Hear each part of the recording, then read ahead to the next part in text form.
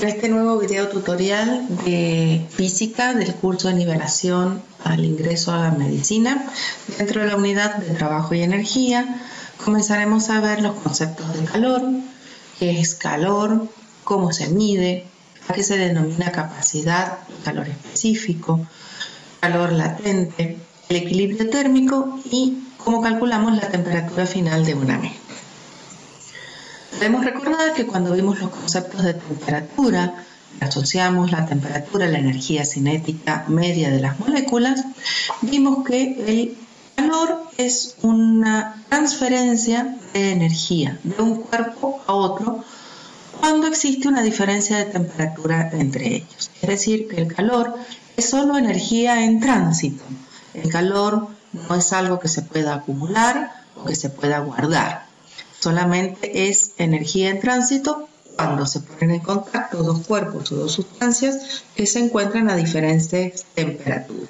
Y esa transferencia de energía es desde el cuerpo que se encuentra a mayor temperatura hacia el cuerpo que se encuentra a menor temperatura. En algún momento se pensó que el calor era un tipo de sustancia y por lo tanto se le definió una unidad para poder ser medida. Hoy, como sabemos que es energía, podemos medirla con las mismas unidades de energía que ya hemos visto.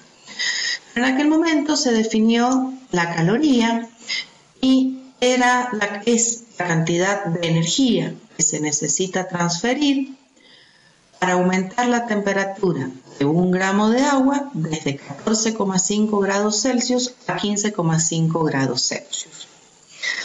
Como sabemos que es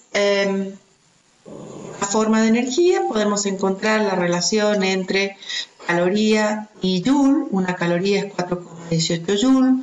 Como es una unidad pequeña, es bastante común utilizar la kilocaloría. Y acá cabe aclarar que cuando vemos caloría escrita con C mayúscula, en realidad se están refiriendo a kilocaloría. Esto es bastante común encontrarlo en los conceptos de nutrición.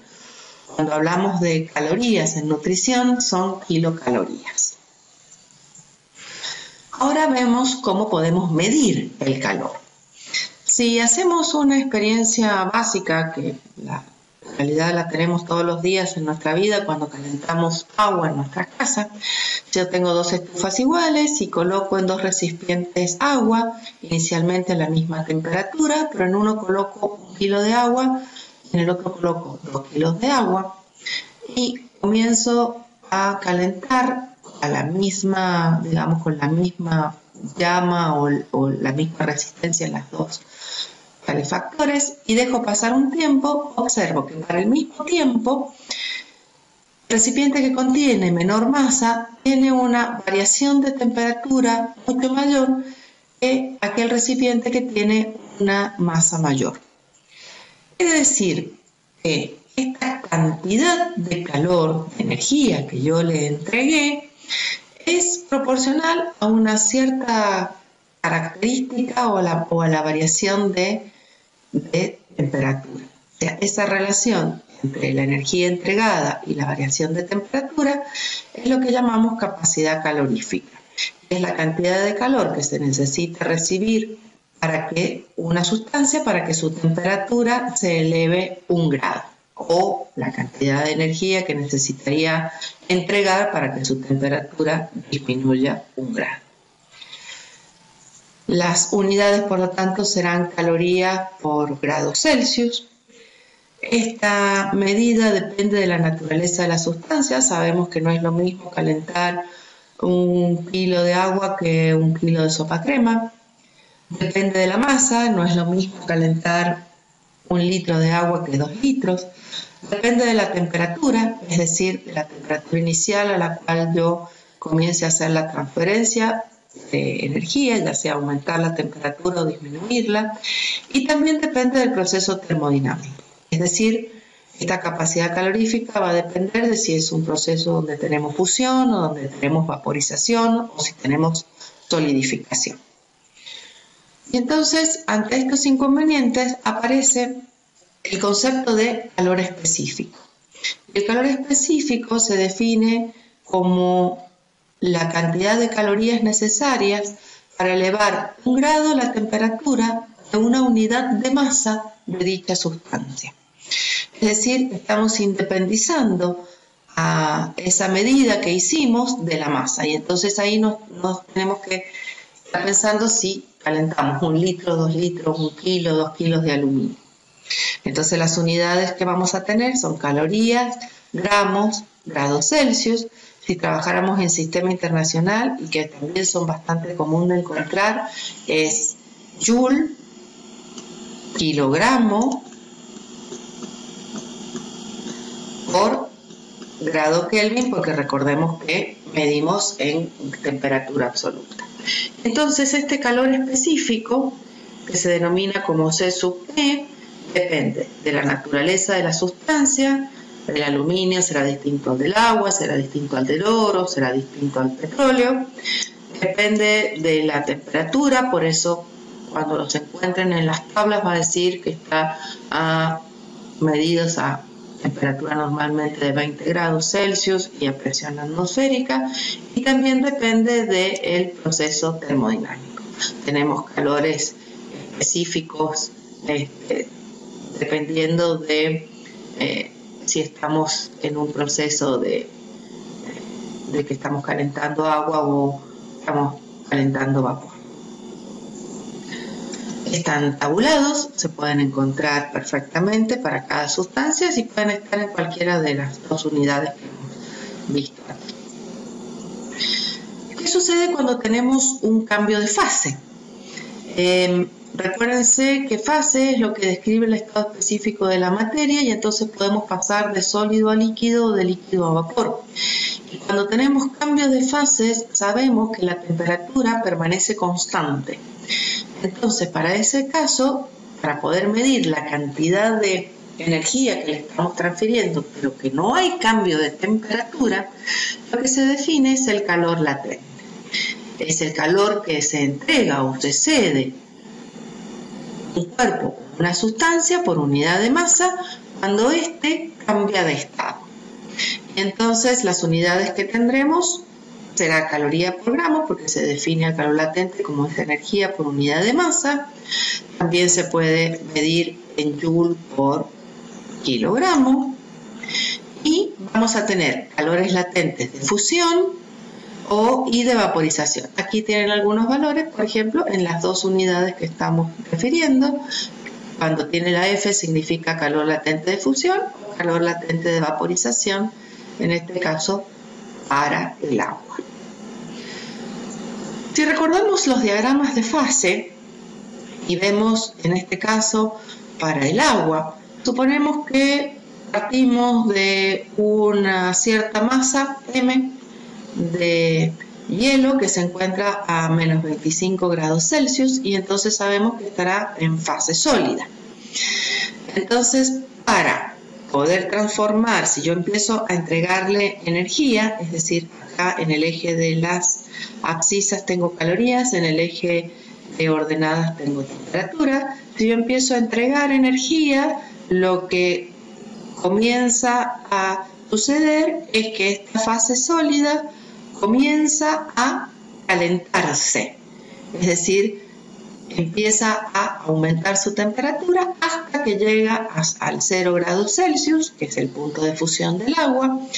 De allí, la temperatura, a medida que vamos incrementando la cantidad de calorías, la temperatura se mantiene constante, sigue siendo 0 grados. En esta primera fase, que está en rojo, que es fase sólida, donde se calienta este cubito de hielo, tenemos lo que se denomina, recuerden, calor sensible. Y ahí vamos a trabajar con calores específicos. ¿Sí? Acá tendremos calores específicos. Mientras está sucediendo el cambio de fase, en esta fusión, lo que vamos a tener es calor latente. Una vez que toda la masa sólida se transformó en líquido, y comenzamos a entregar mayor cantidad de energía, esta masa de agua va a comenzar a calentarse, siempre como fase líquida. Por lo tanto, volveremos a tener calor sensible, volveremos a tener calores específicos. Una vez que alcanza los 100 grados Celsius, llegamos al punto de ebullición o al punto de vaporización, comienza un cambio de fase, comienza la vaporización y por lo tanto lo que vamos a tener es calor latente. Como ven, es mucho mayor la cantidad de energía que yo necesito entregar para pasar de líquido a gaseoso que para pasar de sólido a líquido, en el caso del agua. Una vez que pasó todo el líquido a vapor, podemos al vapor calentarlo y entonces volveremos a tener calor sensible porque lo que estamos haciendo es entregando energía a la fase gaseosa. Estos diagramas de fase son importantes que los aprendan a analizar y a leer los datos para obtener información sobre la cantidad de energía que se le debe entregar a una sustancia para transformarla desde sólido a líquido o desde líquido a vapor o viceversa. El gráfico se puede leer de derecha a izquierda también y en ese caso estaríamos extrayendo energía para hacer estas transformaciones. Veamos ahora la relación entre calor y temperatura, ya que tenemos los dos conceptos más claros. Cuando un cuerpo recibe calor, pueden pasar dos cosas. Puede aumentar su temperatura, y en este caso el calor recibido dependerá de lo que se quiera aumentar de temperatura, de la masa a calentar y del tipo de sustancia, a través de lo que hemos aprendido de calor específico. Es decir, de la definición de calor específico podemos escribir esta ecuación donde decimos que la cantidad de calor, esa energía, es igual a la masa, al calor específico y a la variación de temperatura. Es decir, la cantidad de energía que yo entrego depende de la masa, de la sustancia y de la variación de temperatura que yo provoco. Pero también puede suceder de que no exista cambio de temperatura, pero sí exista cambio de estado físico.